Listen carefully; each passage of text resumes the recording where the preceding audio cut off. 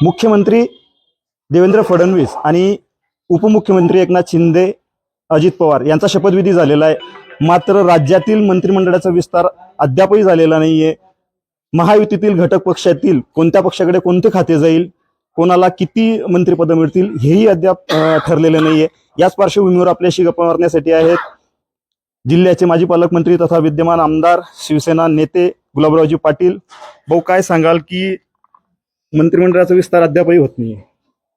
हे बघा, मंत्रिमंडळाचा विस्तार करण्याचे सगळे अधिकार आम्ही आदरणीय एकनाथ शिंदे साहेबांना आमच्या पक्षाकडनं दिलेले आहे। आणि ज्यावेळेस तिघं नेते एकत्र बसतील त्यावेळेस आपल्याला निश्चितपणे माहिती होईल की शपथविधी हा 100% होणार आहे। पण शेवटी 3 पक्ष असल्यामुळे थोडा वेळ लागतोय, पण निश्चितपणाने विस्तार लवकरात लवकर होईल। भाऊ, कोणत्या पक्षाला नेमकी किती खाती मिळतील काय सांगता येईल? हे बघा, कोणत्या पक्षाला किती खाते मिळतील याचा सुद्धा आम्हाला काहीच माहित नाही। याचा अर्थ असा आहे की आम्ही सगळे अधिकार एकनाथ शिंदे साहेबांना दिलेले आहे की त्यांनी पक्षाच्या बाबतीमध्ये किती मंत्रिपदं घ्यावी, कोणती खाती घ्यावी, हा सगळा अधिकार मुख्य नेते एकनाथ शिंदे साहेबांना आम्ही दिलेला आहे। त्यामुळे आपण बघत असाल की आमच्या कुठल्याही मंत्र्याकडनं असं स्टेटमेंट नाही की आम्हाला एवढे मंत्रिपदं मिळतील की आम्हाला एक खातं मिळेल। याचा अर्थ हाच आहे, आमची एक वाक्यता आहे, एकमेव नेता आणि एकच धैर्याने आम्ही या गोष्टी करतोय।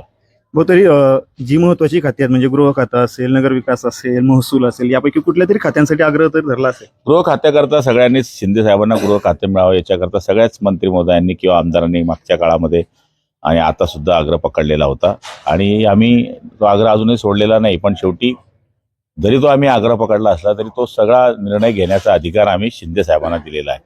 त्यामुळे खातं मागणं हा जो अधिकार आहे तो आम्ही निश्चितपणाने जतवला, पण तो मान्य न करणे, तो घेणे न घेणे हा सगळा अधिकार शिंदे साहेबांना आम्ही दिलेला आहे। भाऊ, काय सांगाल, तुम्हाला कुठलं मंत्रिपद मिळेल, काय आशा आहे, काय अपेक्षा आहे? हे बघा, मंत्रिपद कुठलं मिळेल, काय मिळेल, मी काय सांगतो की आम्ही कोणीच असं सांगायला गेलं नाही की आम्हाला मंत्री करा। याचं कारण नेता हा आमच्या दूरदृष्टीचा आहे, त्यांना सगळ्या गोष्टी कळतात। त्यामुळे तेच विचारधारेमध्ये असल्यामुळे आपण त्यांना पुन्हा जाऊन त्यांना त्रास देणं किंवा विनाकारण त्यांना डिस्टर्ब करणं असं मला किंवा आमच्या आमदारांना आवडत नाही। म्हणून त्यांना आम्ही सांगितले की निवांत तुम्ही निर्णय घ्या, जेही जबाबदारी तुम्ही आमच्यावर टाकाल ती जबाबदारी आम्ही 100% पार पाडू। भाऊ, तुम्ही शिंदे गटातील म्हणजे पहिले 4चे टॉप जे नेते आहेत त्यामध्ये आपलं नाव घेतलं जातं, तर काय सांगाल, म्हणजे पाणी पुरवठा जवळ यंदा की काही त्याच्यापेक्षाही चांगलं वेगळ्या खात्यात काम करण्याची आपली इच्छा आहे?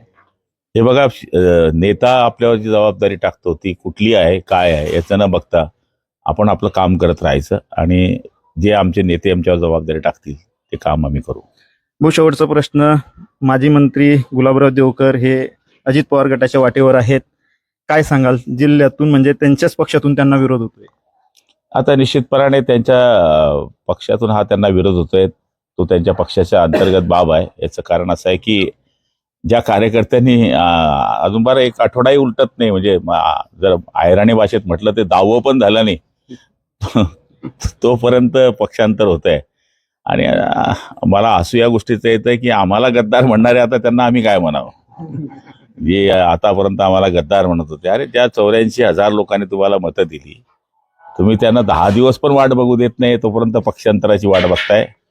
त्यांना माहिती आहे त्यांचं फेडरेशनचे भ्रष्टाचार आहे, त्यांचे बँकेचे भ्रष्टाचार आहे, त्यांचे बँकेमधले भ्रष्टाचाराबरोबर त्यांनी केलेले जे प्रॉब्लेम्स आहे ते बाहेर येणार हे त्यांच्या लक्षात आलेलं आहे। त्यामुळे कोणत्या तरी सत्ताधारी पक्षामध्ये जायचं आणि आपली कातडी वाचवायची। आता हे जरा थोडंसं मंत्रिमंडळाचा विस्तार झाला की मीच सगळ्या गोष्टी आता पुढे काढणार आहे हे त्यांना माहीत आहे। आणि त्यांचे जे मजूर फेडरेशन आहे, त्याचे जे लोक आहेत सगळे ज्यांनी पैशांचा उद्माद या निवडणुकीमध्ये केला, त्यांना सगळ्यांना माहिती आहे की उद्या प्रॉब्लेम होणार। 10 कोटी रुपये हे माणसं मजूर फेडरेशनचे खाऊन बसलेले आहे, बँकेचे पैसे खाऊन बसलेले आहे, अटलांटाची चौकशी यांच्या मागे लागली, 4 वर्ष शिक्षा झालेले देवकर आप्पा संत महंत आहे। त्याच्यामुळे त्यांना ह्या सगळ्या गोष्टी माहीत असल्यामुळे आता कोणत्या तरी सत्ताधारी पक्षात जायचं जेणेकरून आपली वारी थांबावी। भाऊ, पण तुम्ही महायुतीतील एका घटक पक्षाचे मोठे नेते आहात, आपली भूमिका काय देवकरांच्या पक्षप्रवेशावर? म्हणजे ते महायुतीच्या घटक पक्षामध्ये आली पाहिजे, महायुतीत आली पाहिजे की नको आली पाहिजे? ते आमच्या पक्षात आता येणार नाही, बीजेपीत पण ते येणार नाही, त्यांचा प्रयत्न तिकडेच चालणार आहे। अजितदादांनी ज्यावेळेस त्यांना पहिलं रिक्वेस्ट केली होती त्यावेळेस आले असते तर ही गोष्ट आलीच नसती। तेव्हा सांगितलं की शरद पवार साहेब माझे नेते आहेत, आता अजितदादा त्यांचे नेते आहेत, उद्या कोणीही त्यांचे नेते होतील।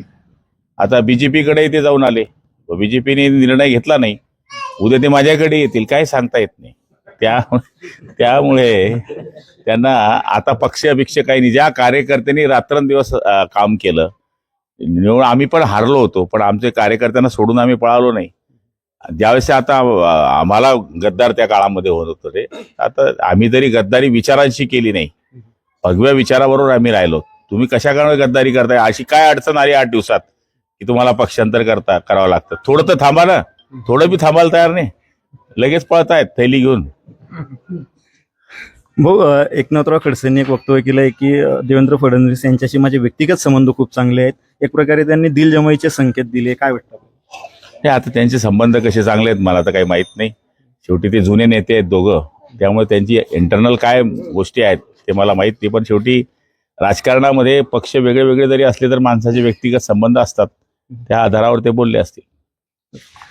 हे होते गुलाबराव पाटील, ज्यांनी सांगितलं की शिंदे गटाने कुठल्याही मंत्रिपदाचा विशेष असा दावा केलेला आणि हक्क सांगितलेला नाहीये. शिंदे साहेब जो निर्णय घेतील तो सर्व कार्यकर्त्यांना आम्हाला मान्य असेल, अशी स्पष्ट भूमिका, असं स्पष्ट मत गुलाबरावजी पाटील यांनी मांडलेलं आहे. न्यूज 18 लोकमत, विजय वाघमारे, जळगाव.